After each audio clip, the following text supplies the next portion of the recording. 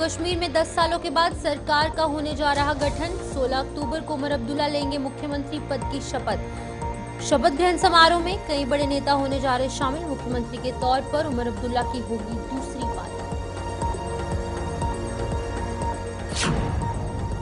आम आदमी पार्टी की आज डोडा में धन्यवाद रैली। अरविंद केजरीवाल और भगवत मान शामिल होंगे। निर्वाचित विधायक महराज मलिक की थपथपाएंगे पीठ। स्पोर्ट्स स्टेडियम में धन्यवाद रैली का होगा आयोजन।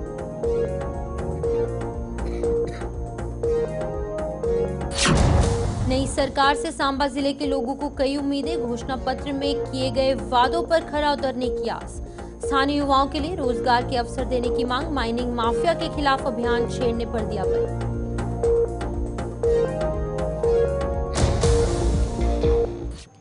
नमस्कार, जम्मू कश्मीर का एक खास बुलेटिन देख रहे हैं आप और मैं हूं आपके साथ शिपवन शर्मा। तो चलिए शुरुआत करेंगे बुलेटिन की बड़ी खबर के साथ, जहां पर जम्मू कश्मीर में आखिरकार 10 सालों के लंबे अंतराल के बाद नई सरकार का गठन होने जा रहा है। उमर अब्दुल्ला को मुख्यमंत्री पद की जिम्मेदारी सौंपी गई, जो कि 16 अक्टूबर को इस पद की शपथ लेने जा रहे हैं।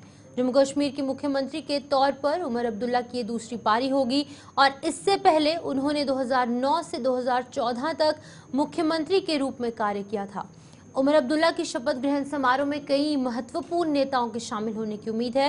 नेशनल कॉन्फ्रेंस और कांग्रेस के इस अलायंस ने शुक्रवार को जम्मू कश्मीर में सरकार बनाने का दावा पेश किया था। शुक्रवार को दावा पेश करने के बाद जो है वो सरकार का गठन 16 अक्टूबर को हो जाएगा। तो इस खबर पर अधिक जानकारी देने के लिए हमारे साथ हमारे वरिष्ठ सहयोगी, हमारे वरिष्ठ पत्रकार, हमारे साथी विनोद कुमार जी ज्वाइन कर चुके हैं। विनोद सर, आपसे जानना चाहूंगी, जिस तरीके से 10 सालों के बाद एक चुनी हुई सरकार जम्मू कश्मीर को मिलने जा रही है, क्या कुछ बड़े चैलेंजेस इस सरकार के सामने होंगे? देखिए शिपन, इस सरकार के लिए बहुत ये कांटों का ताज है, इतना आसान नहीं है। सरकार तो बना ली है, फिगर इनके पास है और अन्य दलों का भी समर्थन है, लेकिन जो वादे इन्होंने मैनिफेस्टो में किए हैं उन वादों को कैसे पूरा किया जाएगा, ये सबसे बड़ा चैलेंज है। हालांकि उन्होंने पहले ही कहा है कि पहले ही कैबिनेट में हम यानी स्टेटहुड का जो प्रस्ताव है वो पारित करके केंद्र सरकार को भेजेंगे, लेकिन साथ साथ में उन्होंने ये भी कहा था कि पाकिस्तान से बातचीत होगी, उन राजनीतिक बंदियों को रिहा किया जाएगा, 35 की वापसी होगी, 370 वापस लाया जाएगा। इन सब पर कहीं ना कहीं जो वादे इन्होंने किए हैं, कश्मीरी अवाम बड़ी गंभीरता से इनको देख रहे कि क्या सरकार करती है। ये सबसे बड़ी चैलेंज है। हाँ, अपने जब विपक्ष में बतौर प्रचार उन्होंने कहा था कि हम युवाओं को रोजगार देंगे, इन्फ्लेशन रेट कम होगा, जो हमारी माइनिंग माफिया जहां चल रहा है इसको खत्म करेंगे, लीकर पॉलिसी को चेंज करेंगे, क्या वो चेंज कर पाएंगे? ये सबसे बड़ी चैलेंजिंग है। उससे भी बड़ी अगर चुनौती है तो 29 विधायक जो है भारतीय जनता पार्टी के जीत के जम्मू संभाग से आए हैं और जम्मू संभाग को किस तरह की रिप्रेजेंटेशन मिलेगी, ये सबसे बड़ा चैलेंज है।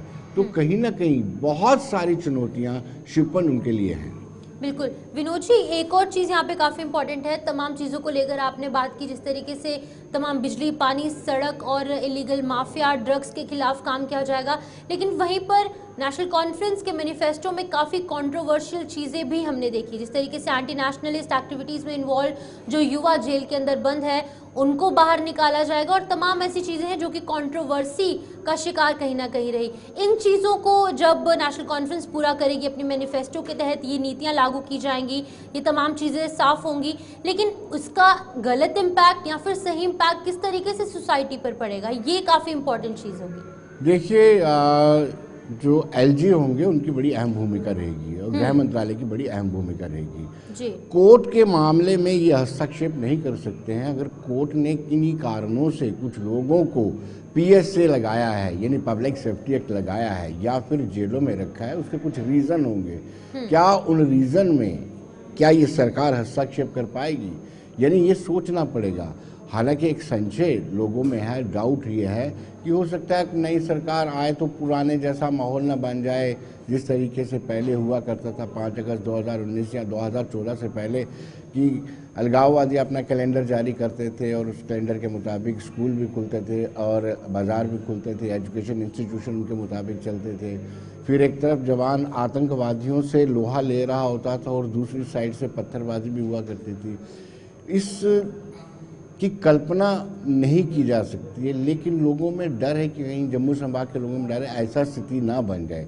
लेकिन जिस तरीके से केंद्र सरकार मॉनिटरिंग या गृह मंत्रालय मॉनिटरिंग कर रहा है, ऐसा संभव नहीं है। लेकिन फिर भी लोगों में इस तरह का शिपन भय बना हुआ है, कहीं दोबारा से ऐसे हालात ना हो जाए। और मुझे लगता है कि कोई भी सरकार, चाहे वो एनसी की इंडिविजुअल सरकार हो, फिर अलायंस हो, कोई नहीं चाहता है कि उनकी यूटी या उनके राज्य में इस तरह की अराजकता फैले, पत्थरबाजी फैले या राष्ट्र विरोधी गतिविधियां हो, कोई नहीं चाहता है। लेकिन उन ताकतों को अगर हवा मिलती है तो ये चिंता का विषय है। विनोद जी, बड़ी जीत हासिल की है नेशनल कॉन्फ्रेंस ने जम्मू कश्मीर में, लेकिन इन तमाम चीज़ों से जब से ये रिजल्ट निकल कर सामने आया है, तस्वीर साफ हुई है जम्मू कश्मीर की कि लोगों ने समर्थन ज़्यादातर नेशनल कॉन्फ्रेंस को दिया है। एक बार फिर से बड़ा सवाल यहाँ पर जम्मू के पॉलिटिकल रिप्रेजेंटेशन को लेकर उठता है। किस तरीके से नेशनल कॉन्फ्रेंस जम्मू संभाग को अपने साथ लेने की कोशिश करेगी? देखिए, एक प्रयास किया है कि पहली ही स्टेटमेंट जो उमर अब्दुल्ला की आई थी उसमें ये कहा था कि ये सरकार नेशनल कॉन्फ्रेंस या अलाइंस की नहीं है, ये सरकार समूचे जम्मू कश्मीर की आवाम की है। एक कोशिश की। दूसरा ये है कि ये प्रयत्न कर रहे हैं, हालांकि ये फुल फ्लेज स्टेट होती तो इसमें कोई प्रोविजन रहता अपर हाउस का, जिसमें हम विधान परिषद कहते हैं, तो कुछ जम्मू को रिप्रेजेंटेशन मिल सकती थी। अब इनके पास हल यही है कि जो हिंदू लोग जीत करके बतौर निर्दलीय आए हैं, जैसे सतीश हो, प्यारे लाल हो, डॉक्टर रामेश्वर हो, उनको कहीं ना कहीं एडजस्ट करके रिप्रेजेंटेशन दी जाएगी। रिप्रेजेंटेशन जम्मू में शाम से सतीश शर्मा को दी जा सकती है, फिर इंदरवल से दी जा सकती है प्यारे लाल को, फिर कठुआ में डॉक्टर रामेश्वर को दी जा सकती है। इस ऐसे ही प्रयत्न किया जाएगा। हालांकि आकार बड़ा छोटा रहता है मंत्रिमंडल का, कुल 10 लोग होंगे जिसमें चीफ मिनिस्टर भी शामिल होगा, तो कहीं ना कहीं दिक्कत जरूर रहेगी। उमर अब्दुल्ला द्वारा यहाँ पर तमाम चीज़ों को लेकर यू टर्न भी लिया गया है विनोद जी। जिस तरीके से पहले हमने देखा था कि लगातार आरोप प्रत्यारोप का दौर देखने को मिल रहा था, नेशनल कॉन्फ्रेंस बीजेपी पर जमकर प्रहार कर रही थी, लेकिन जब से यहाँ पर नतीजे सामने आए हैं, उमर अब्दुल्ला का बयान सामने आया है कि केंद्र सरकार के साथ तालमेल बिठाकर चलना काफ़ी ज़्यादा इंपॉर्टेंट है। तो अब क्योंकि सरकार आ चुकी है, एट द एंड फंड्स जो है वो सेंट्रल गवर्नमेंट से आएंगे, तमाम स्कीम सेंट्रल गवर्नमेंट द्वारा यहाँ पर लागू की जाएंगी। इन चीज़ों को किस तरीके से देखते हैं? क्या उमर अब्दुल्ला ने एक बार फिर से यू टर्न ले लिया? क्योंकि यू टर्न पहले भी लिया गया था, उन्होंने कहा था जब तक स्टेटहुड रिस्टोर नहीं होगा हम इलेक्शंस नहीं लड़ेंगे, और फिर 2 सीटों पर उन्होंने इलेक्शंस लड़ी हैं। बिल्कुल शिपन, ठीक कहा आपने। ये यू टर्न नहीं कहेंगे, ये विवेकपूर्ण फैसला है, यानी सोच समझ के लिया गया फैसला है।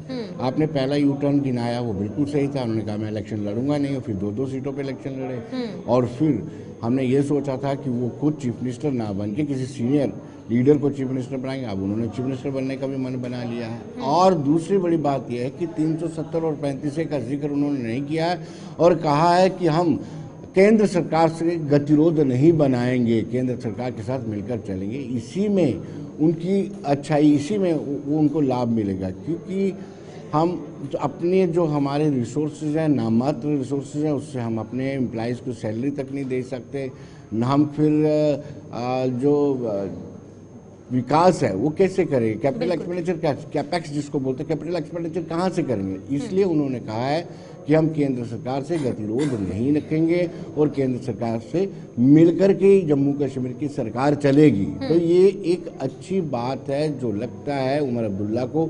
और उमर अब्दुल्ला की ये दूसरी पारी है। इससे पहले 2014 के 2008 के इलेक्शन में उनको चीफ मिनिस्टर बनाया गया था, जो नेशनल कॉन्फ्रेंस और कांग्रेस की मिलीजुली सरकार थी।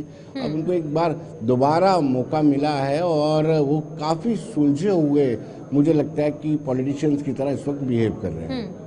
विनोद जी, यहाँ पर हम भारतीय जनता पार्टी को नहीं भूल सकते, क्योंकि एट द एंड उन्होंने भी 29 सीट्स यहाँ पर हासिल की हैं।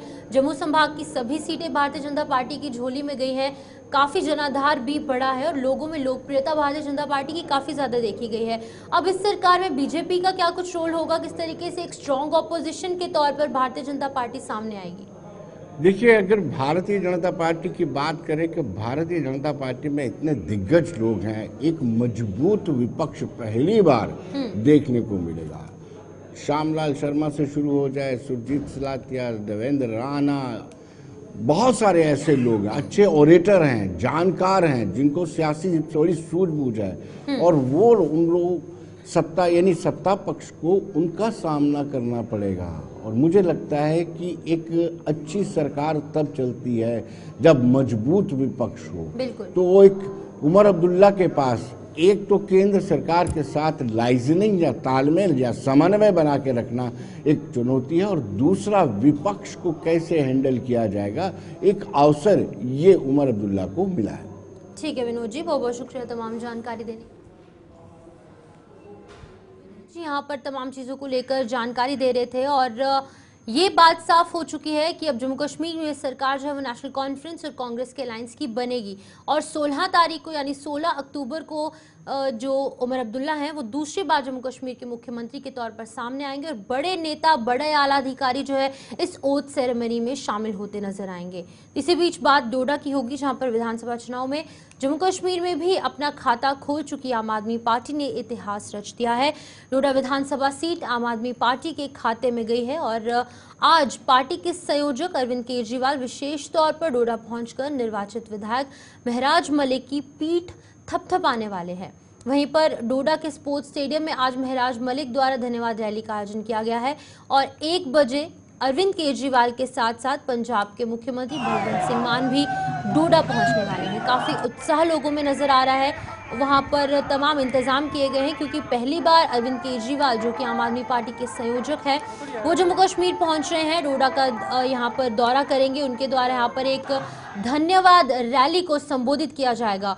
उसी के साथ साथ आम आदमी पार्टी का एक और बड़ा चेहरा जो कि पंजाब के मुख्यमंत्री है भगवंत सिंह मान, वो भी जम्मू कश्मीर पहुंच रहे हैं, और तमाम डोडा के लोगों का धन्यवाद किया जाएगा, क्योंकि डोडा के लोगों ने इतिहास रच दिया है।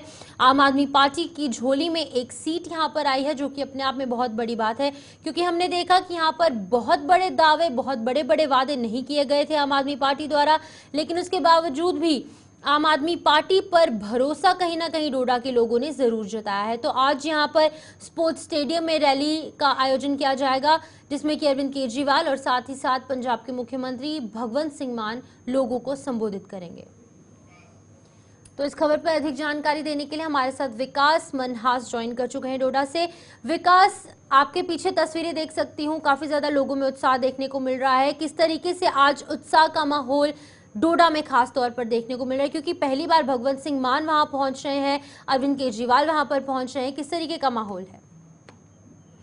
जी शिपन, जिस तरह से महराज मलिक की जीत हुई है डोडा ईस्ट कॉन्स्टिट्यूंसी से, यानी आम आदमी पार्टी ने जम्मू कश्मीर में अपना खाता खोला है, और ऐसे में पंजाब के सीएम हो या दिल्ली के एक्स सीएम अरविंद केजरीवाल या संजय सिंह, 3 बड़े नेता जो है स्पोर्ट्स स्टेडियम में आ रहे हैं और इस विक्ट्री को सेलिब्रेट और डोडा के लोगों का थैंक्स कर रहे हैं। मेरे ठीक इस साइड आप देख सकते हैं स्पोर्ट्स स्टेडियम डोडा की तस्वीरें, जहां पर लोग जो है बिल्कुल सीढ़ियों पर आकर जा बैठे हैं, और अब इतनी कड़ाके की धूप है, इसके बावजूद भी जो है और लगातार जो पब्लिक का हजूम है वो इस ओर आ रहा है, और 1 से 2 बजे के बीच में अरविंद केजरीवाल यहाँ पर पहुंचेंगे और जनता के साथ बात भी करेंगे।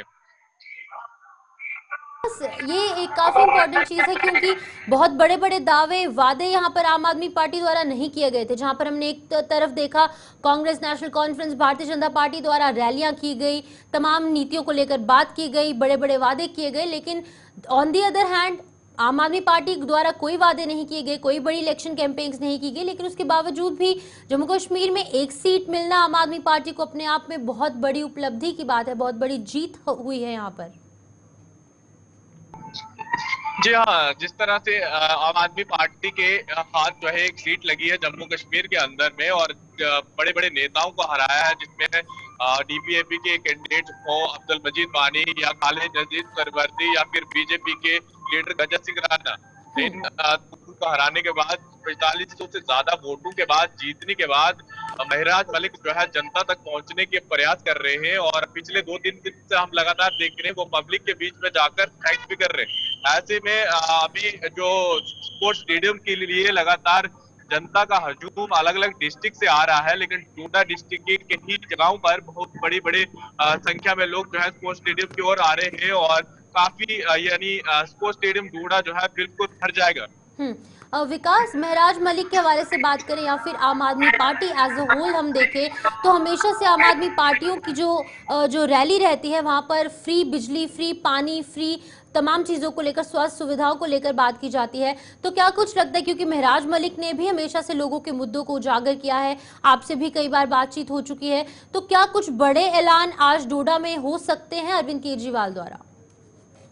जी हाँ, महराज मलिक ने भी अपनी कैंपेनिंग के दौरान में भी जो है जनता को कहा था कि दिल्ली का मॉडल जो है हम डोडा में भी लाने की कोशिश करेंगे, यानी पूरे जम्मू कश्मीर में लाने का प्रयास करेंगे। अब उनके बड़े नेता यहाँ पर पहुंच रहे हैं।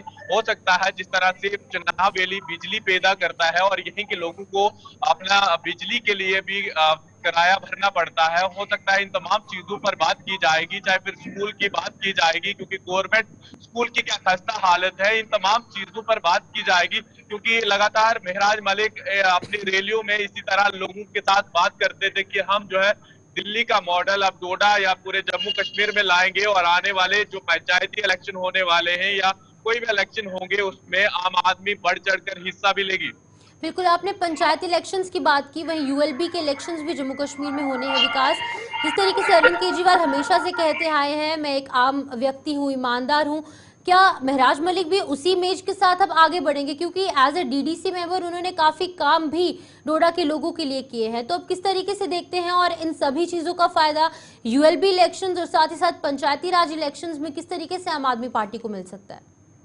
देखिए, एक समय 16 सितंबर था जब इतनी जनता जो है उनके स्पोर्ट्स स्टेडियम डोडा में पहुंची थी, एक भारी मात्रा में रैली हुई थी। लेकिन जिस तरह से उनका इंडिपेंडेंट कैंडिडेट लड़ने के बाद, डीडीसी इलेक्शन जीतने के बाद इस बार जो है आम आदमी पार्टी से उनको टिकट मिला है। आम आदमी पार्टी के साथ वो काफी लंबे समय से थे, लेकिन इस बार उनको टिकट मिलने के बाद जो है उन्होंने जीत हासिल भी की है। और जिस तरह से इलेक्शन की बात की जा रही है, आने वाले समय में महराज मलिक लगातार अपने जनता के साथ और युवाओं के साथ कह रहे हैं कि जीएमसी का या जीएमसी हॉस्पिटल डोडा हो या फिर अलग अलग चीजें हो, उन तमाम चीजों का निजाम बदला जाएगा और कहीं पर भी कोई अगर इस तरह का कोई घोटाला या सही तरीके से काम नहीं करता है उसके खिलाफ जो है कड़ी कार्रवाई भी जो है की जाएगी। विकास, आखिरी सवाल, किस तरीके से आम आदमी पार्टी लाइमलाइट में आएगी जम्मू कश्मीर में, क्योंकि लोगों ने काफी ज्यादा समर्थन महराज मलिक के साथ साथ आम आदमी पार्टी को जम्मू कश्मीर में दिया। हालांकि एक ही सीट हासिल हुई है, लेकिन फिर भी समर्थन देखने को मिला है कहीं ना कहीं।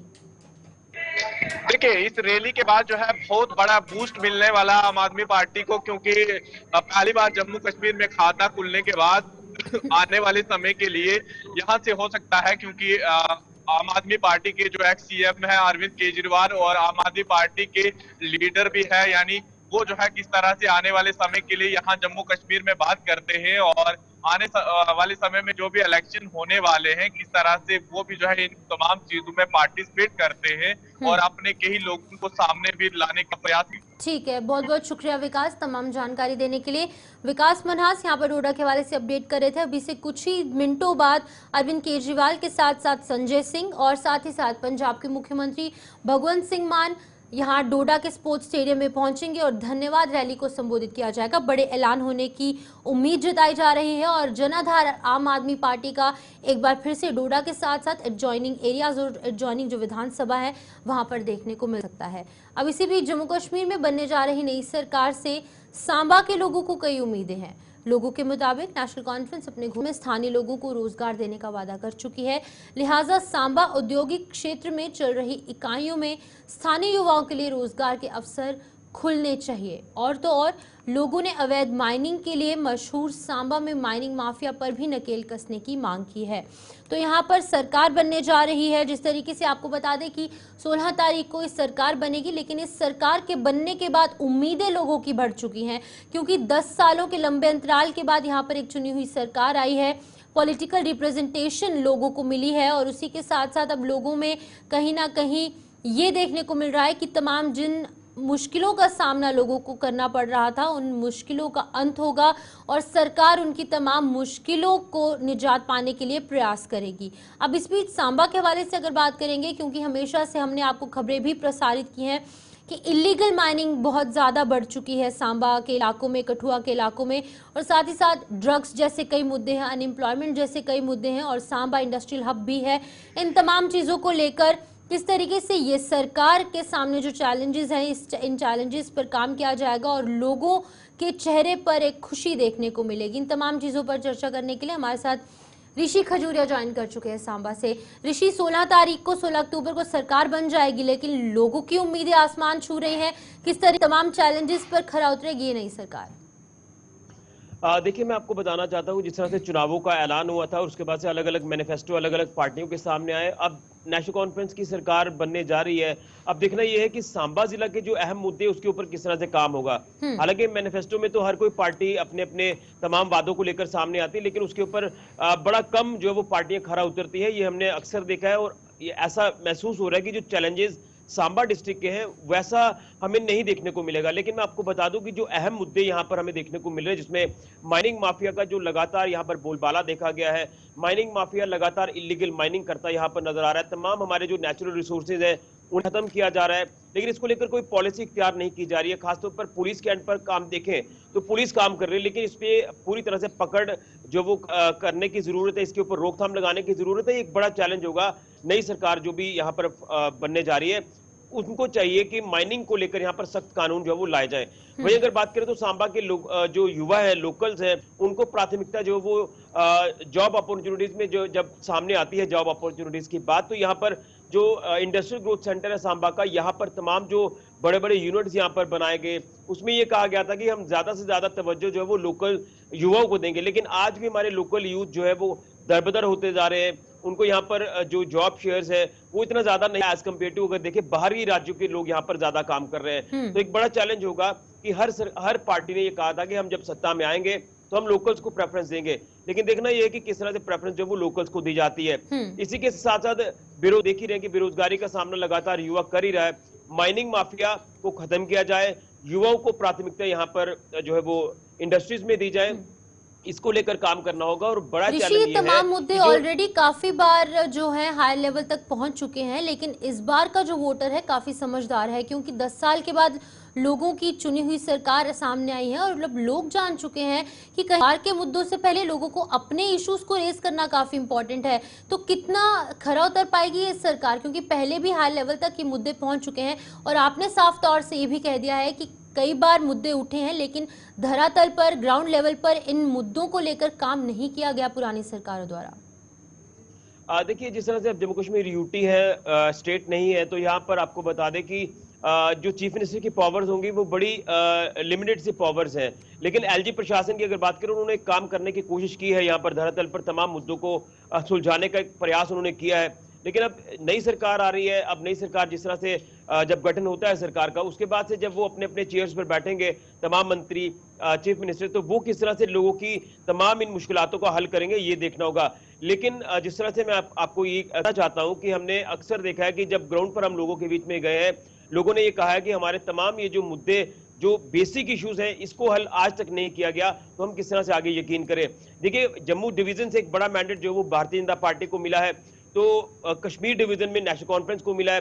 लेकिन जम्मू के लोगों की ये भी बात सुनने में आ रही है कि जम्मू डिवीजन के लोगों को जो है वो कहीं ना कहीं दरकिनार किया जाएगा। लेकिन अब देखना यह कि क्या पॉलिसीज इख्तियार की जाती हैं, क्या नेशनल कॉन्फ्रेंस वाकई में जम्मू के लोगों को भी बराबर लेके चलेगी। यहाँ पर भेदभाव जो वो नहीं होना चाहिए, क्योंकि जम्मू के लोग अक्सर भेदभाव से जूझते आए हैं, वो भेदभाव खत्म करने की काफी ज्यादा जरूरत है, ताकि इन तमाम। लेकिन ऋषि, सांबा में सभी सीटें जो है वो बीजेपी को हासिल हुई हैं और सरकार नेशनल कॉन्फ्रेंस की बन रही है। अब किस तरीके से नेशनल कॉन्फ्रेंस इस कांटों की कुर्सी को पार करती नजर आएगी, किस तरीके से लोगों का विश्वास जीतने की कोशिश करेगी, क्योंकि इंडस्ट्रियल सेक्टर को देखें, अनएम्प्लॉयमेंट को लेकर देखें और बाहर के लोग ज्यादा इंडस्ट्रियल सेक्टर में देखने को मिल रहे हैं। किस तरीके से लोगों का कॉन्फिडेंस एक बार फिर से नेशनल कॉन्फ्रेंस जीतने का प्रयास करेगी सांबा में? देखिए, नेशनल कॉन्फ्रेंस ने अपने मैनिफेस्टो में जो चीजें रखी थी उससे परे हटकर देखें तो वो चैलेंजेस उनके लिए काफी ज्यादा होंगे, जिन्होंने 12 सिलेंडर्स देने की बात रख दी थी। इसी के साथ साथ कई ऐसे मुद्दे जो उन्होंने अपने मैनिफेस्टो में रखे, उन्हें पूरा कर पाना काफी ज्यादा मुश्किल नेशनल कॉन्फ्रेंस के लिए होगा। लेकिन बीजेपी की अगर बात करें तो 3 यहाँ से सांबा जिला से तीनों विधायक बीजेपी के हैं, और बीजेपी यहाँ पर अगर केंद्र से डायरेक्ट जो वो लिंक तो है ही है केंद्र सरकार से, तो मुझे लगता है कि सांबा जिला में नेशनल कॉन्फ्रेंस के बजाय जो हमारे बीजेपी के एमएलए यहाँ पर जीत कर आए हैं वो ज्यादा तवज्जो देंगे अपने अपने इलाकों में, क्योंकि अपने अपने इलाकों को लेकर उन्होंने अपने अपने मैनिफेस्टो रखे, अपने अपने इलाके के विकास को लेकर बात रखी है। तो मुझे लगता है कि शायद बीजेपी के यहाँ पर जो एमएलए जीत कर आए हैं वो ज्यादा दम रखेंगे और अपने इलाके में विकास कराने में पुरजोर कोशिश वो आने वाले दिनों में करेंगे। लेकिन एक नेशनल कॉन्फ्रेंस के लिए बहुत बड़ा चैलेंज है कि इस चैलेंज से किस तरह से पार पाना है। ठीक है ऋषि, बहुत बहुत शुक्रिया तमाम जानकारी देने के लिए। सांबा से ऋषि खजूरिया अपडेट कर रहे थे कि लोगों की उम्मीदें काफी ज्यादा हैं, क्योंकि 16 अक्टूबर को सरकार तो बनने जा रही है, लेकिन वहीं पर दूसरी तरफ सरकार के सामने चैलेंजेस हैं, क्योंकि लोगों की उम्मीदें बहुत ज्यादा हाई हैं, खासतौर पर सांबा क्योंकि इंडस्ट्रियल हब है, अनएम्प्लॉयमेंट काफी ज्यादा है और इंडस्ट्रियल एरियाज में ज्यादातर बाहर के प्रवासी मजदूर जो है वो काम करते नजर आ रहे हैं। अब लोगों की एक ही मांग है कि जम्मू कश्मीर के लोगों के साथ न्याय हो, खासतौर पर जम्मू के लोगों के साथ न्याय हो, लोगों को इन्फ्लेशन से मुक्ति मिले और अनएम्प्लॉयमेंट से खासतौर पर युवाओं को मुक्ति मिले, ताकि जो गलत राह पर हमारे युवा जो है वो जा रहे हैं वो यहाँ पर ना जाके उनकी जो एनर्जीज है वो सही ढंग से चैनलाइज हो पाए और कहीं ना कहीं फ्यूचर उनका ब्राइट नजर आए। तो फिलहाल इस बुलेटिन में इतना ही, मुझे दीजिए इजाजत, नमस्कार।